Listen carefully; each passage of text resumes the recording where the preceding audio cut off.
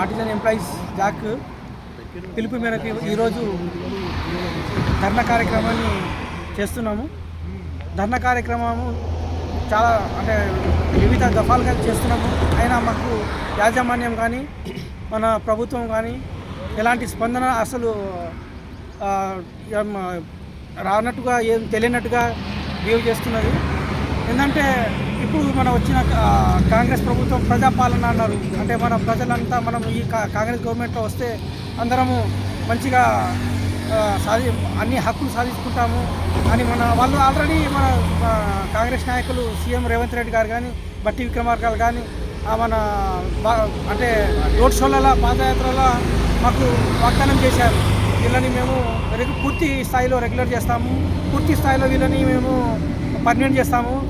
ఈ గవర్నమెంట్ అసలు బట్టి విక్రమార్క గారు అయితే మన అసెంబ్లీలో కూడా మీరు ఆర్టిజన్ కార్మికులను మీరు పూర్తిగా రెగ్యులర్ చేయలేదు, వీళ్ళని రెగ్యులర్ చేయమని చెప్పేసి అడిగిన వాళ్ళు ఇప్పుడు మన ఆర్టిజన్ అంటే ఎవరనే ధోరణికి వస్తున్నారు. మన అంటే గవర్నమెంట్ వాళ్ళు అంటే బట్టి విక్రమార్క సారు అంటే విద్యుత్ ఇది మంత్రి కదా, అడిగితే కార్మికులు అంటే కూడా ఎవరు తెలియదు అన్నట్టుగా మాట్లాడుతున్నారు. కాబట్టి వాళ్ళ నిరసనగా మేము ధర్నాలు చేసుకుంటే రేపటి రోజు సమ్మె కూడా పోయే అవకాశాలు ఉన్నాయి. అంటే ఆల్రెడీ 8వ తారీఖు సమ్మెకు పోతామని చెప్పేసి మేము నోటీస్ కూడా ఇవ్వడం జరిగింది యాజమాన్యానికి కానీ ప్రభుత్వానికి కానీ. అక్కడ దాకా పోనీయకుండా మా యొక్క హక్కులను అన్నీ అంటే ఆర్టిజన్ కార్మికులకు కన్వర్షన్ వెంటనే అంటే విద్యార్హతను బట్టి అంటే డిగ్రీ ఉన్న వాళ్ళని డిగ్రీ అంటే సబార్డినేట్గా అంటే డిప్లొమా ఉన్న సబ్ ఇంజనీర్గా, ఐటీ ఉన్న చేయలేముగా అది అందరినీ వాళ్ళ విద్యార్థులను బట్టి రెగ్యులర్ చేయాలని చెప్పేసి మన ఈ గవర్నమెంట్ యాజమాన్యాన్ని కోరుకుంటున్నాము. అంటే వీళ్ళని ఎట్లా చేయాలని అంటే చాలా జీవోస్ ఉన్నాయి. ఆల్రెడీ ఇంతకుముందు 2007లో అంటే కార్మికులని రోడ్డు మీద చేసే లైన్ వర్క్ చేసే వాళ్ళని కూడా పోల్ టు పోల్ వర్క్ చేసే వాళ్ళని కూడా రెగ్యులర్ చేసి ఏపీఎస్సీ రూల్తో వాళ్ళని రెగ్యులరింగ్ చేయడం జరిగింది. ఇప్పుడు ఏమో 23,000 మందిని ఒకటేసారి మేము రెగ్యులర్ చేసినామని చెప్పేసి బీఆర్ఎస్ ప్రభుత్వం అంటుంది. కానీ తర్వాత ఏమంటుంది, మేము వాళ్ళని రెగ్యులర్ చేసినాం అంటుంది. కానీ ఇక్కడ యాజమాన్యం చేస్తే మేము రెగ్యులర్ వాళ్ళు రెగ్యులర్ ఎంప్లాయీ లెక్క కాదు, వాళ్ళు వేరు వీళ్ళు వేరు అన్నట్టుగా మమ్మల్ని సౌత్ ప్రేమ లెక్క చూస్తున్నారు.